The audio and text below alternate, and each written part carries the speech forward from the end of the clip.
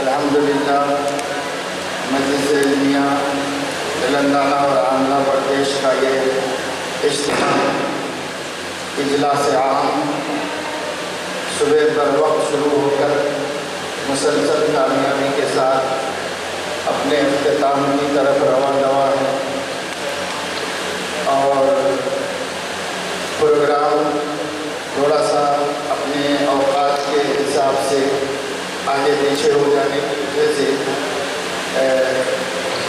میں مولانا سے معذرت کر کے اجازت حاصل کر لیا تھا، لیکن چونکہ کھانے سے فراغت ہو گئی ہے اور حضرت شاہ صاحب دعوت برکاتہم بھی تشریف لا چکے ہیں اور ان کا اہم اصلاحی خطاب بھی ہونا ضروری ہے اور وہ بھی ہونے جا رہا ہے۔ میں آپ حضرات کے سامنے بہت مختصراً کچھ عرض کر رہا ہوں تاکہ جو نظام العمل ہے وہ مکمل ہو جائے اور اس کی خانہ پوری ہو جائے۔ پہلی بات یہ ہے کہ یہ جو مجلس ہے جس کے ٹائٹل پر بیان درج آپ حضرات یہاں پر جمع ہوئے ہیں، مجلس علمیہ تلنگانہ و آندھرا پردیش، وہ ہمارے جنوبی ہندوستان کے علاقے کی اہم ترین تنظیم ہے اور قدیم ترین تنظیم، اور اس کی خصوصیت یہ ہے کہ اس کو بہت کسم و پرسی اور کمزوری کے زمانے میں اہل حق علماء کرام نے اپنا وفاق اور اتحاد بنایا ہے، اور ایک دوسرے کی تقویت اس کی اصل غرض و غایت ہے۔ اکا دکا مسلمان علماء اس وقت میں دکن میں تھے، کہیں کہیں کوئی فاضل دیوبند تھا، اور وہ لوگ جو کام کر رہے تھے اس وقت یہ نقشہ یہ منظر نہیں تھا جو آج ہم دیکھ رہے ہیں کہ ہر طرف ہر مسجد میں، ہر جامع مسجد میں، ہر جگہ علماء دیوبند ہیں۔ اس زمانے میں ایسا نہیں تھا، کہیں کہیں کسی ضلع میں اور حیدرآباد میں ایک دو اور بعض اضلاع میں اہم اہم مقامات پر علماء تھے۔ ان علماء کو تنہائی محسوس ہوتی تھی اور بے سہارگی محسوس ہوتی تھی، بالکل اکیلے اور تنے تنہا اس مسلک کی دعوت اور اس کی تبلیغ کا کام کرتے تھے، حق کو پھیلاتے تھے، بدعات کے خلاف آواز اٹھاتے تھے، اور جو پورا کا پورا علاقہ ایک طویل عرصے سے ایک مخصوص حکومت کے تحت رہنے کی وجہ سے بدعات زدہ تھا، مشائخ کا زور تھا، اور انہوں نے ہر طرح کی بدعات کو دین بنا کر پھیلا رکھا تھا۔ شیعوں کا اثر تھا بادشاہ کے محل میں، جس کی وجہ سے شیعیت گاؤں گاؤں پہنچی ہوئی تھی اور عقائد اہل سنت والجماعت کے متاثر تھے، اور یہ علماء تشریف لائے تو کہیں کہیں کام کرتے تھے، اکیلے ہوتے تھے، ایک ضلع میں ایک دو علماء بمشکل، کبھی کبھی اپنے ساتھیوں سے ملاقات۔ آپ تصور کر سکتے ہیں 50 سال پہلے کے حیدرآباد اور دکن کے علاقے کے اندر کیا ماحول تھا، کیسا ماحول تھا۔ ایسے ماحول میں ان حضرات نے کام کیا، اور بعض لوگوں کو بہت سخت دشواریاں پیش آئیں تو ان لوگوں نے اس پر غور کیا کہ ہمارا ایک اتحاد ہونا چاہیے، ہمارے ہم جتنے بھی ہیں ہماری ایک مجلس ہونی چاہیے، ہم ایک دوسرے کو وقت پر کام آ سکیں اور ایک دوسرے کا ہیلپ اور مدد کر سکیں۔ چنانچہ اسی کے لیے یہ مجلس قائم ہوئی، اور انہوں نے اس کمزوری میں چند افراد اور چند علماء کرام، 11-12 علماء کرام کی تعداد کا ایک اتحاد بنایا تھا، اور اس اتحاد میں ایسی قوت اللہ پاک نے ڈالی اور ایسی برکت اللہ پاک نے ڈالی کہ انہیں کی محنتوں اور برکتوں سے بفضلہ ہی تعالی، اصل تو کاغذات حقیقی اللہ ہے، لیکن بندوں کی جو تدبیریں ہوتی ہیں اس تدبیر میں بہت تاثیر اللہ نے، اور پھر اس جماعت نے پورے علاقے پہ اپنا اثر قائم کیا۔ پھر الحمدللہ ان علماء کرام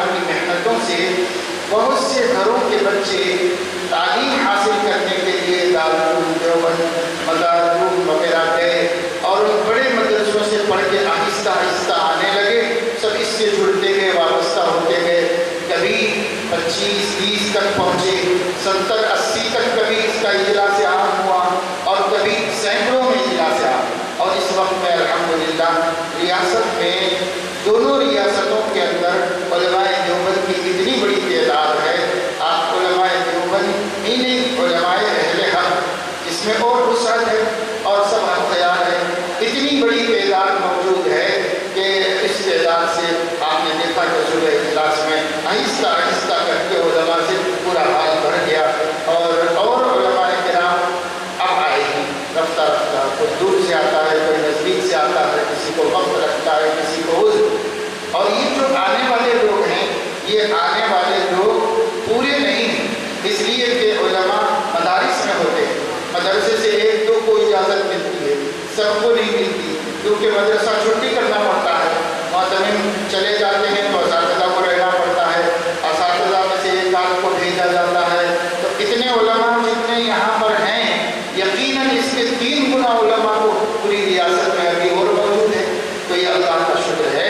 हम इस वक्त में जो नौजवान काम कर रहे हैं वो हरगिज़ अपने मैदानों को और मैदानों में बआसानी हो सकने वाले कामों को मदरसे हम चलाने में बआसानी कामयाब हैं। हमारे जलसे बआसानी मुनाकिद होते हैं और डिस्ट्रिक्ट्स में बड़े बड़े प्रोग्राम हम कर लेते हैं।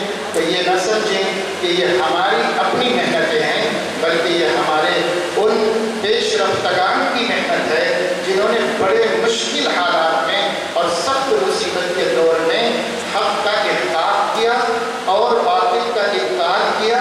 उस वक्त में ये फितने इर्तिदाद के उतने नहीं थे, लेकिन बिदअत और खुराफात से पूरा पूरा इलाका भरा हुआ।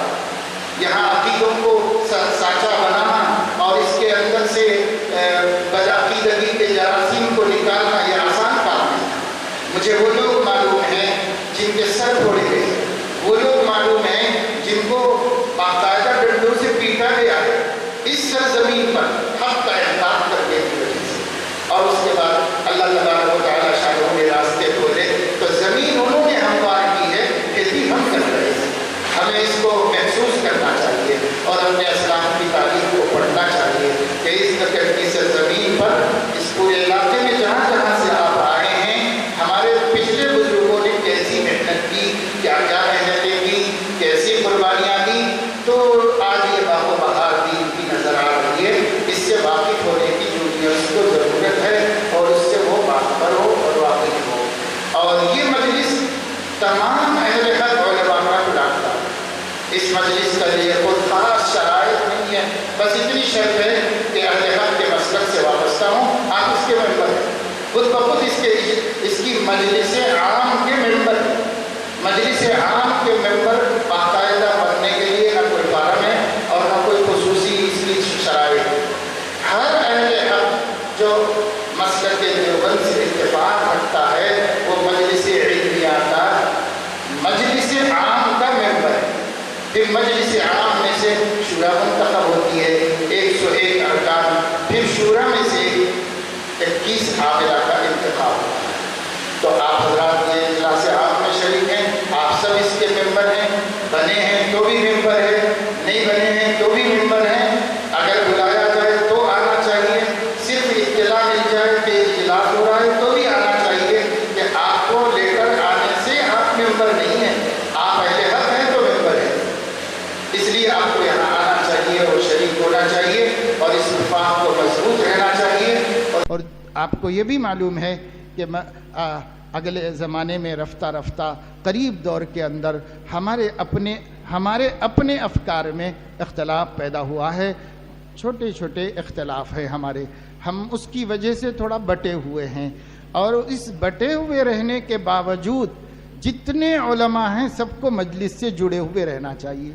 मजलिस की ये खुसूसियत शुरू से रही है कि उसने अपने छोटे छोटे इख्तलाफात का असर मजलिस इल्मिया पर पढ़ने नहीं दिया है, इसलिए हमें भी पढ़ने नहीं देना चाहिए और हमें बिल्कुल मुत्तहिद होकर इस जमात के साथ जुड़े रहना चाहिए।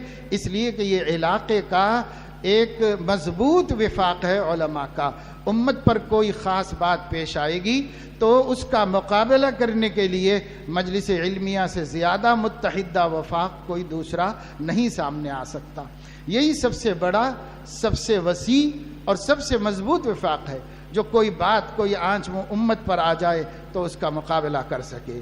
باقی جتنے بھی کام یہاں پر ہیں ہمارے علاقے کے اندر، وہ سب مجلس علمیہ سے نکلی ہوئی نہریں ہیں، اور وہ مستقل اب کام کرتے ہیں، لیکن وہ ہے اسی دریا سے نکلے ہوئے، اور وہ سب جو ہیں ضرورت پڑے گی تو واپس اسی میں آئیں گے۔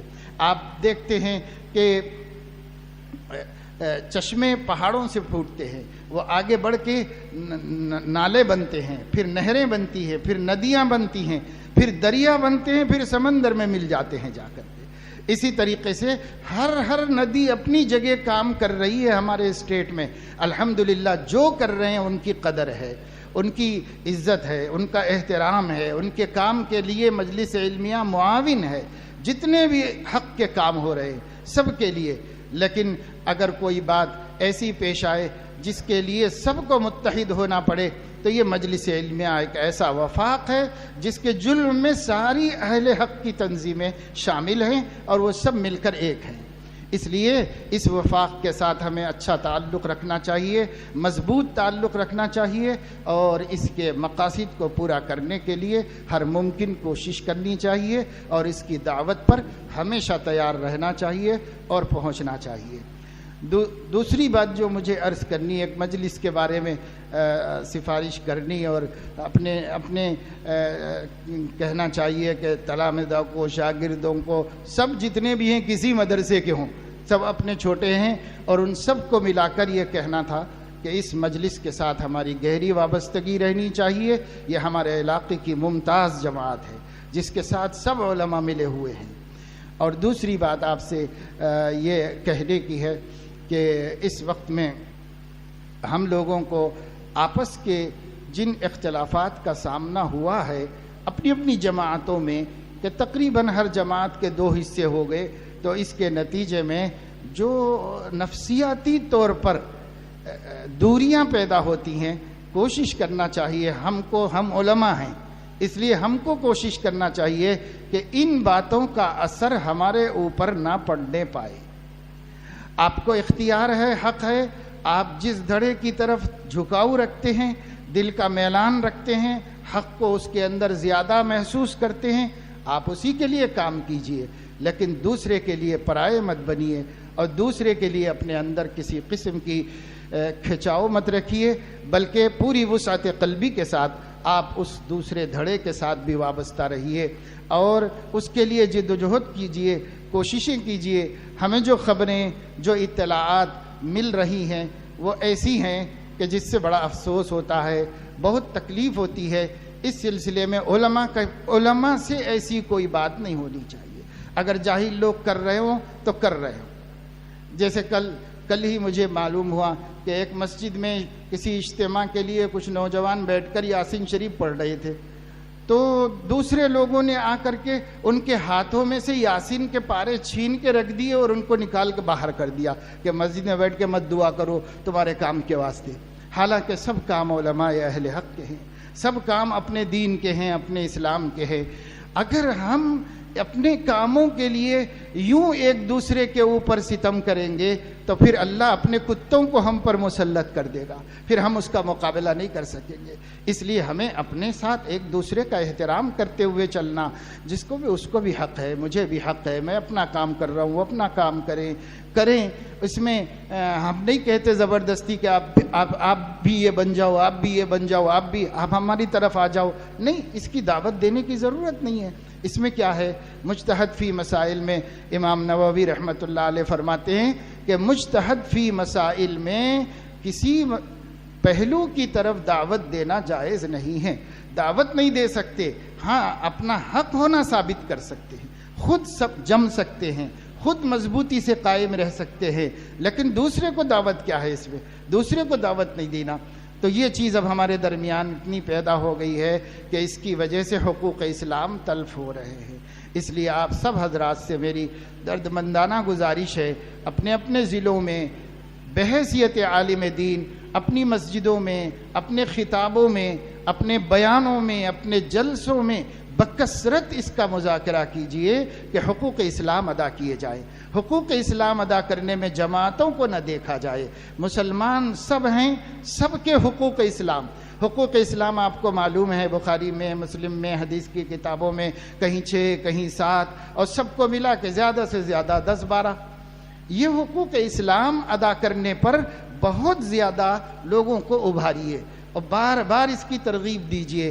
ہر کچے پکے مکان میں داخل ہو جائے یہ بات کہ ہم چاہے کسی مسلک سے، کسی جماعت سے، جماعت کے کسی حصے سے جڑے ہوئے ہوں، پر سب مسلمان ہیں، مسلمانوں کے حقوق ادا کرنا چاہیے.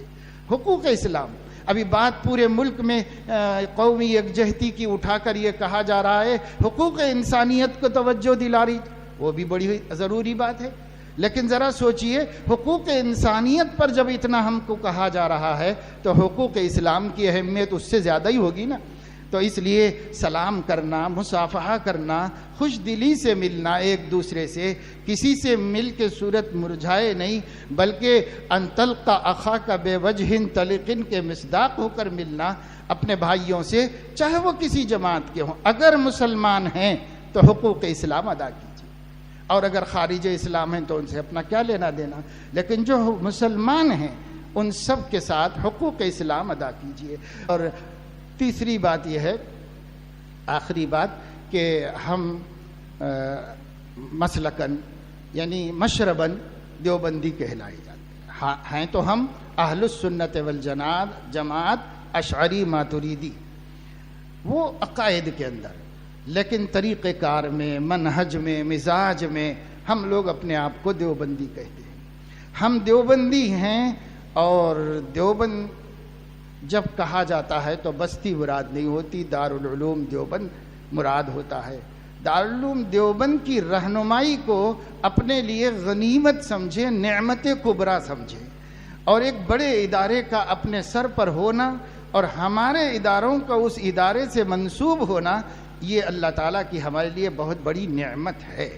اگر ہم کو دارالعلوم دیوبند کے علماء کرام اور اکابر کی کوئی بات نہیں سمجھ میں آ رہی ہے تو اولاً تو ہم ہیں کون ان کے سامنے جو ہماری سمجھ میں نہیں آ رہی ہے. دوسرے، اگر پھر بھی چلو نہیں سمجھ میں آ رہی ہے تب بھی وہ ہمارے بڑے ہیں، ہمارے رہنما ہیں. ہماری کوشش ہونی چاہیے کہ اس مرکز علم و ہنر اور اس مرکز علم و معرفت سے پر کسی قسم کا داغ ہم گوارا نہ کریں. یہ ہونا چاہیے. میں دارالعلوم دیوبند میں نہیں پڑھا ہوں، میں آپ کو صرف مشرب کی بات بتا رہا ہوں. ہمارے مشرب میں جتنے فضلاء ہیں بطور خاص ان کی زبان سے کوئی ایسی بات نہیں نکلنا چاہیے جس سے اس مرکز علم کو، ہمارے قبلہ فکر کو نقصان پہنچے. اس کا خاص خیال ہمیں رکھنا چاہیے. آج کل ہم لوگ اتنے سے ہیں، جیسے مثل مشہور ہے ہمارے علاقے میں، انڈا نکل کے مرغی کو ڈرایا.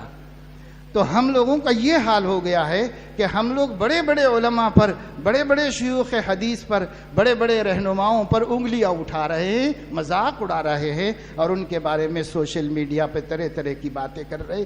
یہ تیسری بات میری آپ سے ادباً ہے کہ ہمارے اکابر میں بالخصوص حکیم الاسلام حضرت مولانا قاری طیب صاحب رحمہ اللہ تعالی کہیں گئے، پورے ہندوستان میں، پورے عالم میں اکابر علماء دیوبند کے ذکر کے بغیر کوئی بیان نہیں ہے. آپ سن کے دیکھ لو، کوئی بیان نہیں ہے. ان میں اکابر علماء دیوبند کا برابر تذکرہ کرتے رہے ہو، کیونکہ لوگوں کو اس مشرب کی حقیقت معلوم ہو اور طبیعتوں کا اس کی طرف جھکاؤ اور میلان رہے. اس وجہ سے آپ لوگوں سے بھی بہت ادب کے ساتھ گزارش ہے، چونکہ مجلس علمیہ کے اسٹیج پر آپ سب جمع ہیں اور مجلس علمیہ دیوبندی علماء کا ایک نمائندہ پلیٹ فارم ہے، اس لیے میں اس اسٹیج سے آپ سے خواہش کروں گا کہ آپ اس بات کی طرف برابر توجہ دیں، آپ اس کی طرف فکر کریں. ایک فرزند ہونے کی حیثیت سے دارالعلوم دیوبند کے جتنے وہاں کے فضلاء ہیں اور جو دوسرے بھی مدارس کے اور جامعات کے فضلاء ہیں، فکر میں یگانگت اور یکجہتی کی وجہ سے سب مل کر اس کی کوشش کریں کہ مرکز علم کی ساکھ متاثر نہ ہو. دشمن چاہتے ہیں کہ اعتماد ختم ہو جائے ہمارے مراکز دین کا، اور پھر اس کے بعد لوگ منمانی زندگی گزاریں اور کوئی قوت ان کی باقی نہ رہے. توڑنا چاہ رہے ہیں، ہم ٹوٹنے کے لیے تیار نہ ہوں، ہم جڑے رہنے کے لیے طے کر لیں اور آمادہ کر لیں. اللہ تعالیٰ اپنے فضل و کرم سے ہمیں توفیق عمل نصیب فرمائے، اور جو 3 باتوں کی طرف میں نے توجہ دلائی ہے، بزرگوں اور جماعت کے سینئر علماء کو مخاطب کیے بغیر جونیئر سے میں نے جو باتیں کہی ہیں، اس لیے کہ یہ حضرات تو خود اس جماعت کے لیے اپنی زندگیاں لگائے ہوئے ہیں اور قربانیاں دیے ہوئے ہیں، ان سے کچھ کہنا نہیں، کہنا آپ لوگوں سے تھا۔ تو جو 3 باتیں میں نے عرض کی ہیں، اگر آپ کو یہ معتبر اور بہتر سمجھ میں آتی ہیں تو آپ اس کو قبول کریں، حرز جاں بنائیں، اپنے طرز عمل میں اس کو شامل کر لیں۔ انشاءاللہ اس طرح اگر آپ دعوت دیں گے، اللہ بہت مؤثر کرے گا اور بہت کام بنائے گا، اور ہم ہاریں گے نہیں انشاءاللہ۔ علماء کی اس جماعت کے سنے ہر تحریک گھٹنے ٹیک سکتی ہے، لیکن یہ جماعت پیچھے نہیں ہٹ سکتی، یہ آگے بڑھتے رہیں گے علماء، اور انشاءاللہ امت کی صحیح رہنمائی ہوتی رہے گی، اور ہر فتنے سے، ہر گمراہی سے امت کی حفاظت ہوتی رہے گی۔ اللہ تعالیٰ اپنے فضل و کرم سے توفیق عمل نصیب فرمائے۔ وآخر دعوانا الحمد۔